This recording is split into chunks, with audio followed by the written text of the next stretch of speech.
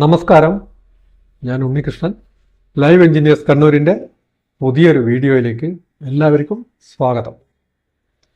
ഇന്ന് നിങ്ങൾക്ക് പകർന്നു തരാൻ പോകുന്ന അറിവ്, നമ്മൾ വില്ലേജിൽ ഒറ്റത്തവണ നികുതി അടയ്ക്കുന്ന കാര്യം ഇപ്പോൾ എല്ലാവർക്കും അറിയാം. പക്ഷേ പഴയ വീട്ടുകൾ, പണ്ട് എടുത്ത വീടുകൾക്കും ഇത് ബാധകമാണ്. പക്ഷെ എത്ര പേര് അടച്ചിട്ടുണ്ടാവും? എനിക്ക് തോന്നുന്നൊരു 80% കൂടുതൽ ആൾക്കാരും ഇന്നും ഒറ്റത്തവണ നികുതി അടക്കാത്തവരാണ്. പക്ഷേ ഇതിന് ഈ ഇടയ്ക്കൊരു സംഭവം ഉണ്ടായി. ആ സംഭവം വിവരിച്ചുകൊണ്ട് നമുക്ക് ഈ വീഡിയോയിലേക്ക് കടക്കാം. അതായത് കഴിഞ്ഞ ഒരാഴ്ച മുന്നേ ഒരാളിവിടെ വന്ന് എന്നോട് പറഞ്ഞിങ്ങനെ വില്ലേജിൽ നിന്ന് 2 ആൾ വീടളക്കാൻ വന്നിട്ടുണ്ടായിരുന്നു.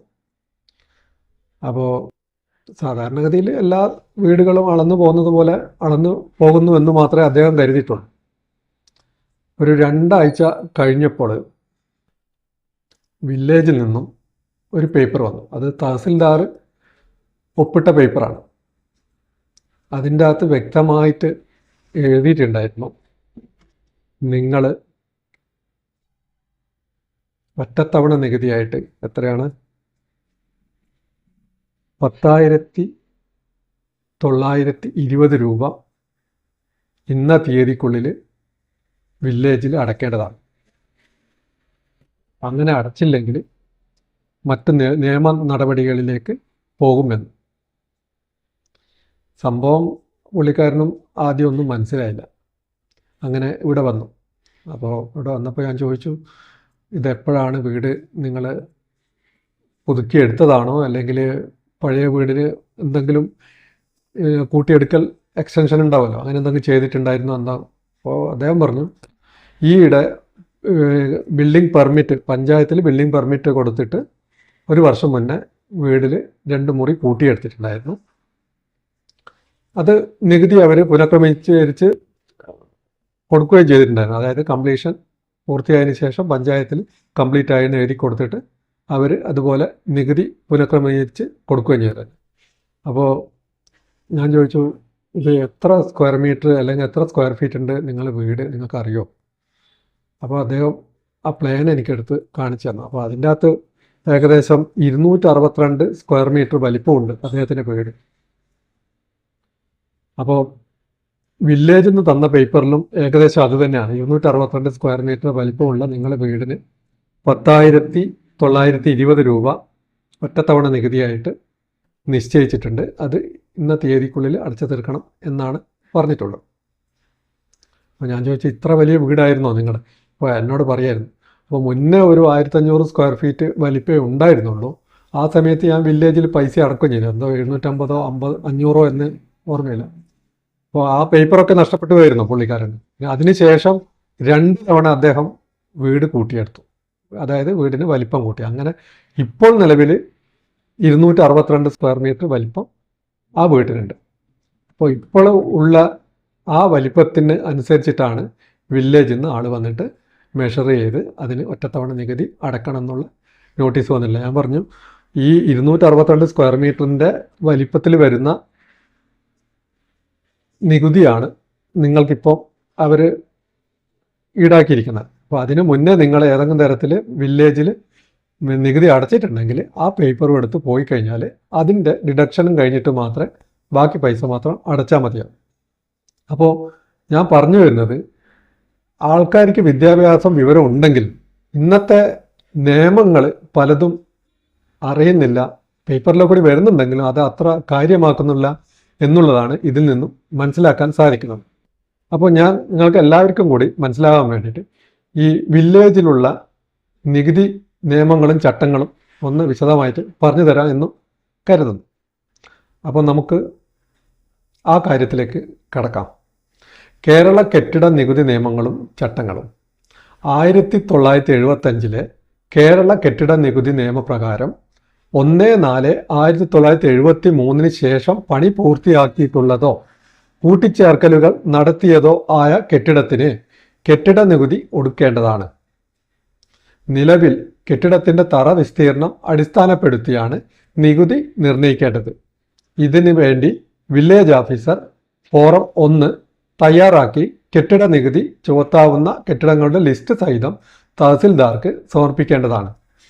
കേരള കെട്ടിട നികുതി പ്ലിന്ത് ഏരിയ റൂൾസ് 3 പ്രകാരം ഒരിക്കൽ കെട്ടിട നികുതി നിർണയിച്ച കെട്ടിടത്തിന് വീണ്ടും കൂട്ടിച്ചേർക്കലുകൾ അല്ലെങ്കിൽ അധിക നിർമ്മാണം നടത്തുകയാണെങ്കിൽ കേരള കെട്ടിട നികുതി നിയമം 1975 5 3 വകുപ്പ് പ്രകാരം തറ വിസ്തീർണം അനുസരിച്ച് നികുതി നിർണയിക്കാവുന്നതാണ്.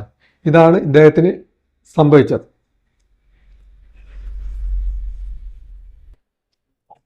KBT ആക്ട് 1975 സെക്ഷൻ 7 1 പ്രകാരം കെട്ടിടം പണി പൂർത്തിയായാൽ കെട്ടിട ഉടമ നിശ്ചിത ഫോറം നമ്പർ 2 നിർദ്ദിഷ്ട കാലയളവിൽ 2 മാസത്തിനുള്ളിൽ, അതായത് നിർമ്മാണം പൂർത്തിയായിട്ട് 2 മാസത്തിനുള്ളിൽ തദ്ദേശ സ്വയംഭരണ സ്ഥാപനത്തിൻ്റെ അംഗീകാരത്തോടു കൂടിയുള്ള കെട്ടിടത്തിൻ്റെ പ്ലാൻ സഹിതം കെട്ടിട നികുതി നിർണയ ഉദ്യോഗസ്ഥനെ, അതായത് തഹസിൽദാർ അറിയിക്കേണ്ടതാണ്. കേരള കെട്ടിട നികുതി നിയമം 1975 5A വകുപ്പ് പ്രകാരം 278.7 ചതുരശ്ര മീറ്ററിൽ കൂടുതൽ വിസ്തീർണമുള്ളതും 1/4/1999 ശേഷം നിർമ്മാണം പൂർത്തിയായതുമായ ഗാർഹിക ആവശ്യത്തിന് ഉപയോഗിക്കുന്ന കെട്ടിടങ്ങൾക്ക് എല്ലാ വർഷവും ആഡംബര നികുതി ഈടാക്കേണ്ടതാണ്. ആ ആഡംബര നികുതി ഇപ്പോൾ 5000 രൂപയാണ് എല്ലാ വർഷവും ഈടാക്കുന്നത്. കേരള ഫൈനാൻസ് ആക്ട് പ്രകാരം 1/4/2020 മുതൽ ആ തുക 5000 രൂപയായി ഉയർത്തിയിട്ടുണ്ട്. 1/4/1999 മുമ്പ് പണി കഴിപ്പിച്ച ഒരു കെട്ടിടത്തോട് അതിനുശേഷം കൂട്ടിച്ചേർക്കലുകൾ നടത്തുകയാണെങ്കിൽ ആഡംബര നികുതി നിശ്ചയിക്കുന്നതിന് 1/4/1999 മുൻപ് പണി കഴിപ്പിച്ച കെട്ടിട ഭാഗത്തിൻ്റെ തറ വിസ്തീർണം ഉൾപ്പെടെ കെട്ടിടത്തിൻ്റെ ആകെ തറ വിസ്തീർണം കണക്കാക്കേണ്ടതാണ്. ഇങ്ങനെ കണക്കാക്കുന്ന തറ വിസ്തീർണം 278.7 ചതുരശ്ര മീറ്റർ എന്ന പരിധി കവിയുകയാണെങ്കിൽ ആ കെട്ടിടത്തിന് കേരള കെട്ടിട നികുതി നിയമം 1975 സെക്ഷൻ 5A പ്രകാരം ആഡംബര നികുതി ഈടാക്കേണ്ടതാണ്. Government circular number 472/SC2/09/ revenue തീയതി 15/2/2013. ഈ ആക്ട് പ്രകാരം ലക്ഷറി ടാക്സ് മുൻകൂറായി മാർച്ച് മാസം 31 മുൻപ് എല്ലാ വർഷവും അടയ്ക്കേണ്ടതാണ്. Section 5A. കെട്ടിട നികുതി നിരക്ക് പുതുക്കിയത് ചുവടെ ചേർക്കുന്നു. ഞാനത് ഡിസ്പ്ലേ ആക്കിയിട്ട് നിങ്ങൾക്ക് സ്ക്രീനിൽ കാണുന്നുണ്ടാവും. 1/4/2020 ശേഷം നിർമ്മാണം പൂർത്തിയായ കെട്ടിടങ്ങൾക്ക് ഈ നിങ്ങൾ സ്ക്രീനിൽ കാണുന്ന തുകയാണ് നികുതിയായിട്ട് വരിക. താമസത്തിന് ഉപയോഗിക്കുന്ന കെട്ടിടത്തിൻ്റെ ആദ്യം പഞ്ചായത്തിൻ്റെ റേറ്റ് പറഞ്ഞുതരാം. 100 സ്ക്വയർ മീറ്ററിന് താഴെയുള്ള 100 സ്ക്വയർ മീറ്റർ വരെ ഉള്ള വീടുകൾക്ക് ഈ ഒറ്റത്തവണ നികുതി ഇല്ല.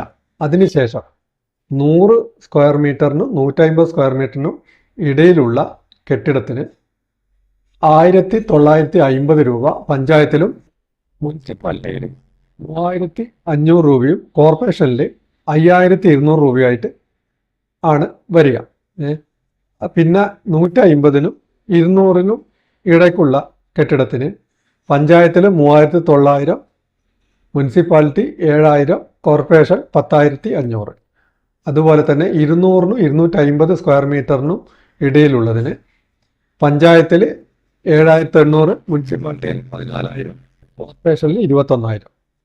അതിനുശേഷം 250 സ്ക്വയർ മീറ്ററിന് മുകളിലുള്ള ഓരോ 10 സ്ക്വയർ മീറ്റർ അഡീഷണൽ ഏരിയക്കും പഞ്ചായത്തിൽ 1560 രൂപ വെച്ച് കൂട്ടും, മുനിസിപ്പാലിറ്റിയിൽ 3100 രൂപ വെച്ചിട്ട് കൂട്ടും, കോർപ്പറേഷനിൽ 3900 രൂപ വെച്ചിട്ട് കണക്ക് കൂട്ടും. ഇതാണ് റെസിഡൻഷ്യൽ ബിൽഡിങ്ങിൻ്റെ ഒരു റേറ്റ് ചാർട്ട്. ഇനി കമേഴ്സ്യൽ ബിൽഡിങ്ങിൻ്റെ റേറ്റ് ചാർട്ട് നോക്കാം.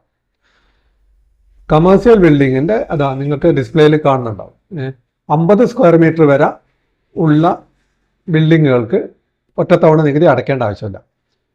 അത് പഞ്ചായത്തിലായാലും മുനിസിപ്പാലിറ്റിയിലായാലും കോർപ്പറേഷനിലായാലും അതുപോലെ തന്നെ. പിന്നെ 50 മുതൽ 75 സ്ക്വയർ മീറ്റർ വരെയുള്ള ബിൽഡിങ്ങുകൾക്ക് പഞ്ചായത്തിൽ 1950 മുനിസിപ്പാലിറ്റിയിൽ 3900 രൂപയും കോർപ്പറേഷനിൽ 7800 രൂപയും. അത് 75 മുതൽ 100 സ്ക്വയർ മീറ്റർ വരെ ആയാൽ പഞ്ചായത്തിൽ 2950 രൂപയും മുനിസിപ്പാലിറ്റിയിൽ 5800 രൂപയും കോർപ്പറേഷനിൽ 11700 രൂപയും. അത് തന്നെ 100 സ്ക്വയർ മീറ്ററിന് 150 സ്ക്വയർ മീറ്ററിന് ഇടയിലായാൽ പഞ്ചായത്തിൽ 5850 രൂപയും മുനിസിപ്പാലിറ്റിയിൽ 11700 രൂപയും കോർപ്പറേഷനിൽ 23400 രൂപയും. അത് തന്നെ ഈ 150 മുതൽ 150-നും 200-നും ഇടയ്ക്കായാൽ പഞ്ചായത്തിൽ 11700 രൂപ, മുനിസിപ്പാലിറ്റിയിൽ 23400 രൂപ, കോർപ്പറേഷനിൽ 46800 രൂപ. പിന്നെ 200-നും 250-നും ഇടയ്ക്കുള്ള വലിപ്പം ആയിക്കഴിഞ്ഞാൽ പഞ്ചായത്തിൽ 23400 രൂപ, മുനിസിപ്പാലിറ്റിയിൽ 46800 രൂപ, കോർപ്പറേഷനിൽ 70200 രൂപ. പിന്നെ 250 സ്ക്വയർ മീറ്ററിന് മുകളിൽ വരുന്ന ഓരോ അഡീഷണൽ ആയിട്ടുള്ള 10 സ്ക്വയർ മീറ്ററിനും പഞ്ചായത്തിൽ 2340 രൂപയും, പിന്നെ മുനിസിപ്പാലിറ്റിയിൽ 4600 രൂപയും, കോർപ്പറേഷനിൽ 5800 രൂപയും വെച്ചിട്ട് അഡീഷണൽ ആയിട്ടുള്ളതിന് നികുതി അടയ്ക്കേണ്ടി വരും. ഇതാണ് നികുതി ചാർട്ട്. പിന്നെ കമേഴ്സ്യൽ ബിൽഡിങ്ങിന് ആഡംബര നികുതി ഇല്ല. റെസിഡൻഷ്യൽ ബിൽഡിങ്ങിന് മാത്രമേ ആഡംബര നികുതി ഉള്ളൂ. അതിൻ്റെ കാര്യം കൂടി ഒന്ന് ഞാൻ പറഞ്ഞുതരാം. പിന്നെ 1/4/2020 പ്രകാരം 278.7 സ്ക്വയർ മീറ്റർ വരെയുള്ള വീടുകൾക്ക് ആഡംബര നികുതി ഇല്ല. അതിനുശേഷം 278.7 മുകളിൽ 464.5 സ്ക്വയർ മീറ്റർ വരെയുള്ള വീടുകൾക്ക് 5000 രൂപ എല്ലാ വർഷവും ആഡംബര നികുതിയായിട്ട് അടക്കണം, മുൻകൂറായിട്ട് അടക്കണം. പിന്നെ വരുന്നത് 464.5 സ്ക്വയർ മീറ്ററിന് മുകളിൽ 696.75 സ്ക്വയർ മീറ്റർ വരെ 7500 രൂപയാണ് ആഡംബര നികുതിയായിട്ട് അടയ്ക്കേണ്ടി വരിക. ഇനി 696.75 മുകളിൽ 929 സ്ക്വയർ മീറ്റർ വരെ 10000 രൂപയാണ് ആഡംബര നികുതിയായിട്ട് എല്ലാ വർഷവും വരിക. ഇനി 929 മുകളിൽ എത്ര ഏരിയ ആയാലും 12500 രൂപയാണ് എല്ലാ വർഷവും ആഡംബര നികുതിയായിട്ട് അടയ്ക്കേണ്ടി വരിക. ശ്രദ്ധിക്കേണ്ട കാര്യം എന്ന് പറഞ്ഞാൽ ആഡംബര നികുതി മുൻകൂറായിട്ട് അടക്കണം. അതായത് പിന്നെ ഇപ്പം അടുത്ത വർഷത്തെ ആഡംബര നികുതി അടക്കേണ്ടത് ഈ മാർച്ച് 31 മുന്നേ അടക്കണം. അതാണ് വ്യവസ്ഥ.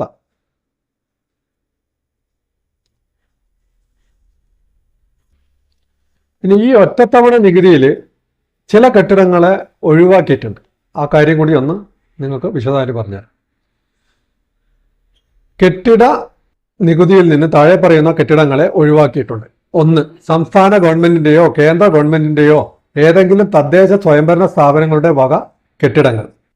അത് 3-1A. രണ്ടാമത് മതപരമായ ആവശ്യത്തിന് ഉപയോഗിക്കുന്ന കെട്ടിടങ്ങളെ ഒഴിവാക്കിയിട്ടുണ്ട്. Section 3-1B. പിന്നെ ധർമ്മപരമോ വിദ്യാഭ്യാസപരമോ ആയ ആവശ്യത്തിന് ഉപയോഗിക്കുന്ന കെട്ടിടങ്ങൾ. Section 3-1B. ഫാക്ടറികളോ തൊഴിൽശാലകളോ ആയി ഉപയോഗിക്കുന്ന കെട്ടിടങ്ങൾ. താമസത്തിനുള്ള കെട്ടിടത്തിനോട് ബന്ധപ്പെട്ട് കന്നുകാലികളെ കെട്ടാൻ ഉപയോഗിക്കുന്ന തൊഴുത്ത്, കൃഷി ഉപകരണങ്ങൾ സൂക്ഷിക്കുന്ന മുറി എന്നിവ ഈ നിയമത്തിലെ വകുപ്പ് 5 പ്രകാരം വാസഗൃഹത്തിന്റെ പരിധിയിൽ വരുന്നില്ല. പിന്നെ കാർപോർച്ചിന്റെ പ്ലിന്ത് ഏരിയ ഈ നിയമത്തിലെ 5 പ്രകാരം ഒഴിവാക്കിയിട്ടുണ്ട്. എന്നാൽ വാസഗൃഹമല്ലാത്ത കെട്ടിടത്തിനോട് അനുബന്ധമായിട്ടുള്ള കാർപോർച്ച് ഒഴിവാക്കാൻ പാടില്ല. വിറകുപുരയെ കെട്ടിട നികുതി നിർണ്ണയിക്കുന്നതിൽ നിന്ന് ഒഴിവാക്കിയിട്ടുണ്ട്. താമസ ആവശ്യത്തിന് ഉപയോഗിക്കുന്ന കോൺക്രീറ്റ് കെട്ടിടത്തിന്റെ മുകളിലുള്ള മേൽക്കൂര അടച്ച ചുമരില്ലാതെ ഉള്ളതാണെങ്കിൽ ഏരിയ കണക്കാക്കുന്നതിൽ കൂട്ടേണ്ടതില്ല. ഗവൺമെൻറ് സർക്കുലർ 1008-C3-08-RD തീയതി 5/3/2009. അതുകൊണ്ടാണ് വീടിന് മുകളിൽ മേൽക്കൂര, നിങ്ങൾ ഷീറ്റിട്ട മേൽക്കൂര നിർമ്മിക്കുമ്പോൾ അത് ഓപ്പൺ ഇതായിട്ട്, അതായത് മറക്കാതെ ടോപ്പ് മാത്രം മറച്ചിട്ട് 4 ഭാഗവും മറക്കരുത് എന്ന് പറയുന്നത്. മറച്ചു കഴിഞ്ഞാൽ വില്ലേജിലെ ടാക്സിലും വരും.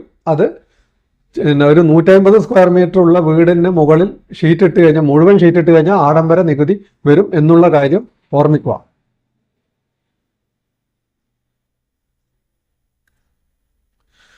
നിർമ്മാണ ചെലവ് കുറഞ്ഞ രീതിയിലുള്ളതാണെന്ന് നിർമ്മിതി കേന്ദ്രം അംഗീകരിച്ച പ്ലാൻ പ്രകാരമോ കെട്ടിടം നിർമ്മിച്ചാൽ 12.5% നികുതി കുറവ് ചെയ്യേണ്ടതാകുന്നു. പോളി ഹൗസ്, പൗൾട്രി ഹൗസ്, കാറ്റിൽ ഫാം, പിഗ് ഫാം ഇവ വിൽപ്പനയ്ക്ക് അല്ലാത്തത് എങ്കിൽ കെട്ടിട നികുതി കരം ഒടുക്കുന്നതിൽ നിന്ന് ഒഴിവാക്കുന്നതാണ്. കെട്ടിട നികുതിയിൽ നിന്ന് ഒഴിവാക്കുന്നത് സംബന്ധിച്ച തർക്കമുള്ള കേസുകളിൽ തീരുമാനം കൈക്കൊള്ളുന്നതിനുള്ള അധികാരം ഗവൺമെന്റിൽ മാത്രം നിക്ഷിപ്തമാണ്. കെട്ടിട ഉടമ സെക്ഷൻ 7(1) പ്രകാരം സ്വമേധാ റിട്ടേൺ സമർപ്പിച്ചിട്ടില്ല എങ്കിൽ സെക്ഷൻ 7(3) പ്രകാരം കെട്ടിട ഉടമയോട് റിട്ടേൺ സമർപ്പിക്കാൻ ആവശ്യപ്പെട്ടുകൊണ്ട് ഫോറം 3 നോട്ടീസ് നൽകേണ്ടതും കെട്ടിട നികുതി നിർണയ അധികാരിയിൽ നിന്നും 3-ാം നമ്പർ ഫോറത്തിലുള്ള നോട്ടീസ് കിട്ടി 30 ദിവസത്തിനകം കെട്ടിട ഉടമ 2-ാം നമ്പർ ഫോറത്തിൽ റിട്ടേൺ തഹസിൽദാർക്ക് സമർപ്പിക്കാൻ ബാധ്യസ്ഥരുമാണ്.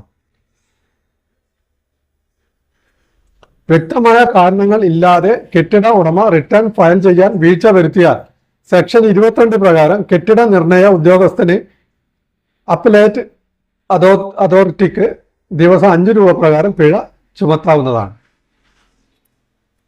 കെട്ടിട നിർണയ ഉദ്യോഗസ്ഥൻ കെട്ടിട ഉടമ സമർപ്പിച്ച റിട്ടേണിൽ തൃപ്തനല്ല എങ്കിൽ കെട്ടിട ഉടമയ്ക്ക് നിശ്ചിത തീയതിയിൽ ബന്ധപ്പെട്ട രേഖകളുമായി ഹാജരാക്കാൻ ഫോറം നമ്പർ 4 നോട്ടീസ് നൽകുന്നു. സെക്ഷൻ 9(2), 9(4). കെട്ടിട ഉടമയെ നേരിൽ കേട്ട ശേഷം കെട്ടിട നിർണയ ഉദ്യോഗസ്ഥൻ അന്വേഷണങ്ങൾക്കും പരിശോധനയ്ക്കും ശേഷം ഫോറം നമ്പർ 5 കെട്ടിട നികുതി നിർണയിച്ച ഉത്തരവും ഫോറം 6 ഡിമാൻഡ് നോട്ടീസും കെട്ടിട ഉടമയ്ക്ക് നൽകുന്നു. റൂള് 9(1), 10. കെട്ടിട നികുതി നിയമം 2-ാം വകുപ്പ് പ്രകാരം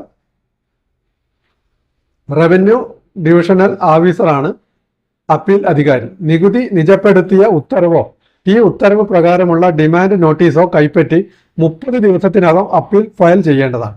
30 ദിവസം കഴിഞ്ഞ് ഫയൽ ചെയ്യുന്ന അപ്പീൽ മിതമായ കാരണം കൊണ്ടാണ് താമസം വന്നത് എന്ന് അപ്പീൽ അധികാരിക്ക് ബോധ്യമായാൽ അത് ഫയൽ സ്വീകരിക്കാവുന്നതാണ്.